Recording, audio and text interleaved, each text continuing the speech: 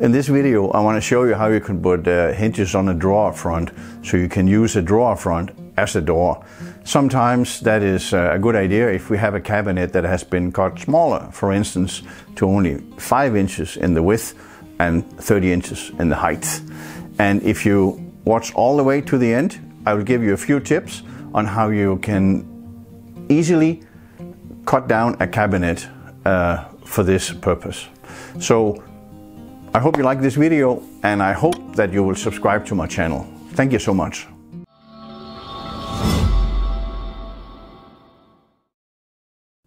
This is the drawer front I will use in this video to put hinges on, and this is a drawer front that is 30 inches wide, and that is a great width because that is actually the height of the base cabinets.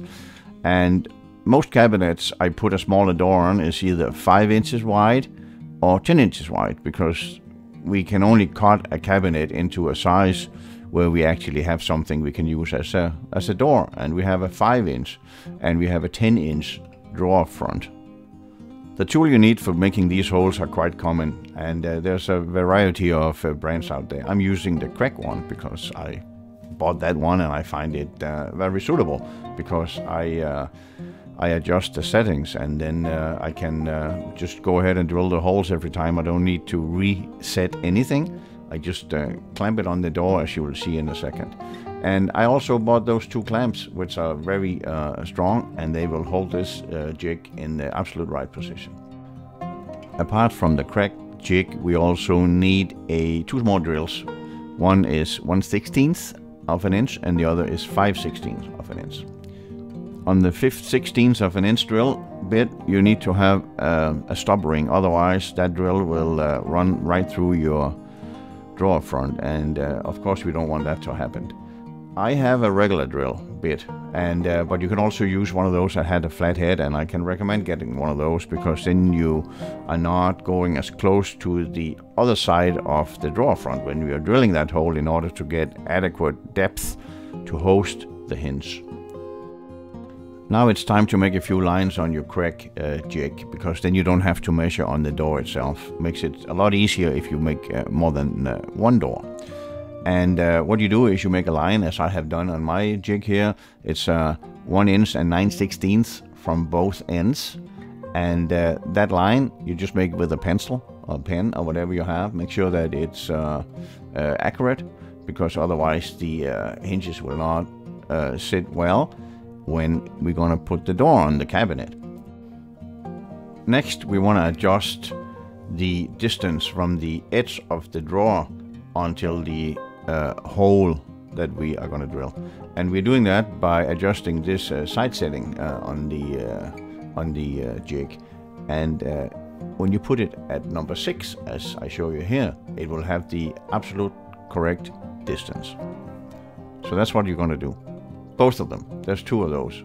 Go ahead, do that now.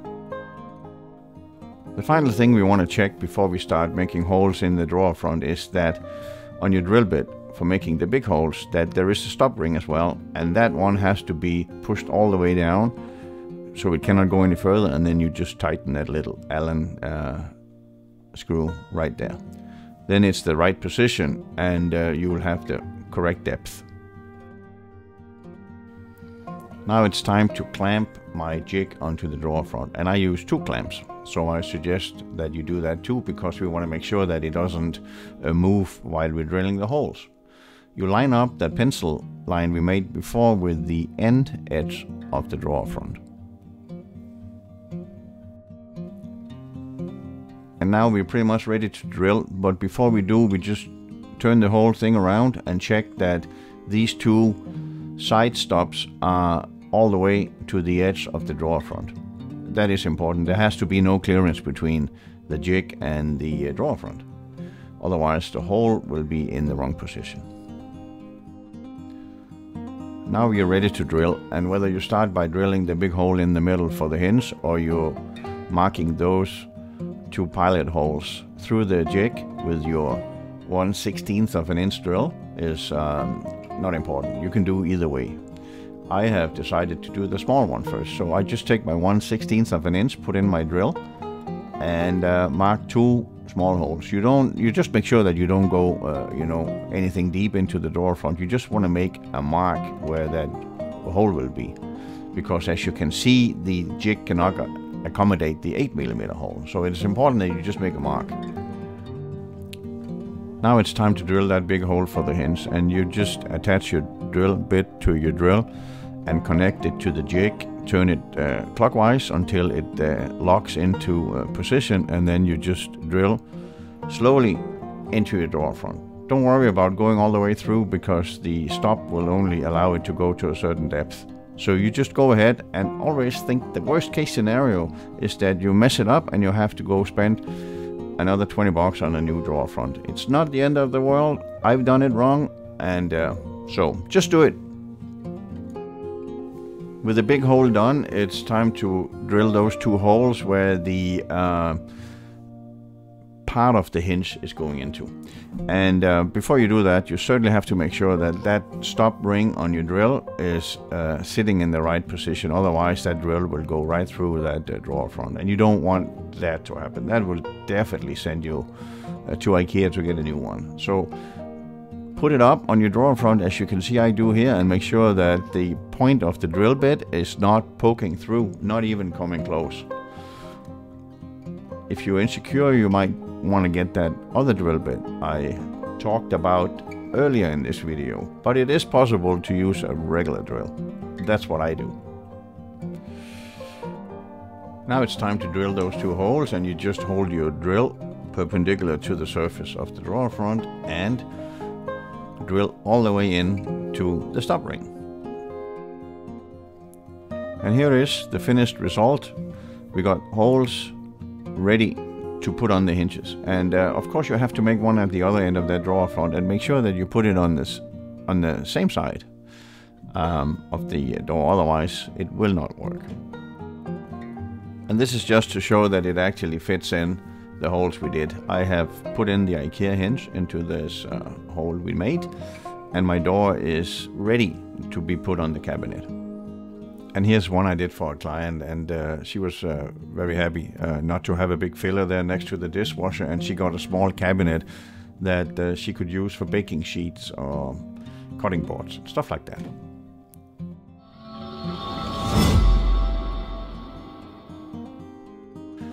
As I promised to begin with, I want to give you a good tip for when you are cutting down base cabinets to a smaller size.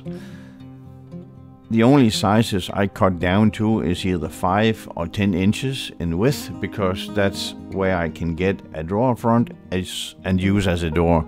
And what I do when I cut down to 5 inches, I use of course the smallest cabinet available, which is a 12 inch. And as you can see in this picture, I have taken that bottom from that 12 inch cabinet and I have cut it down so I have the width of this bottom piece and the top piece is 3.5 inches, because the sides of the cabinet is 3/4 of an inch, and 2 times 3/4 and 3.5 inches will give you 5 inches in total. And the tip here is that you also want to have a solid top of the cabinet. Don't try to make that metal rail that comes with the cabinet into something that fits a 5 inch cabinet. It's not worth it. I tried it. It's a lot of work. And since you have the material at hand already, you might as well make a top from that bottom piece as well. And you cut from both sides of that bottom piece, so you can actually secure it to one side of the cabinet with the the locking nut in place.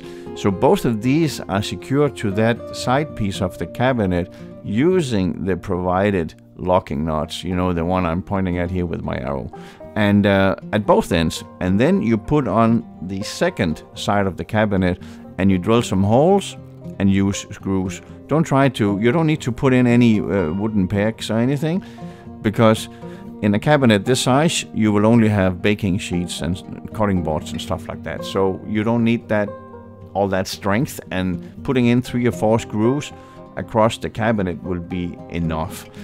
And if you want to cut down to a 10 inch cabinet from a 12, you cannot do that because the bottom piece is not barely not big enough. You can use it as the bottom, but there's not material enough to use it as a top. So what you can do if you know you want to cut to 10 inches is that you can get a bigger cabinet. A 10-inch cabinet is 8.5 inches on the inside. So you want to make sure that you pick a cabinet that can accommodate 8.5 twice from the bottom piece of that cabinet that you purchased to cut down. So if you take a 15-inch, that's not enough. If you take an 18-inch wide cabinet, you need 17-inch, right? 8.5 and 8.5 is 17. So taking a 18-inch cabinet is not enough because that bottom piece is only 16.5. So you need to take minimum a 21-inch cabinet if you want to cut that to 10 inches, right? So you can take that one bottom piece that is 19.5 inches wide and cut down to two pieces that are 8.5 inches wide. So the conclusion of all this is that if you want to end up with a base cabinet that is 5 inches wide, you can use a cabinet that is 12 inches wide or bigger. And if you want to have a base cabinet that is 10 inches wide, you need a minimum 21-inch wide base cabinet to cut from. It sounds a bit more complicated than it really is, and if you don't care about the why but just need the how, this is what you need to know right there. So that's it. Thank you for watching so much, and I hope you enjoyed this video, and I hope you will subscribe to my channel.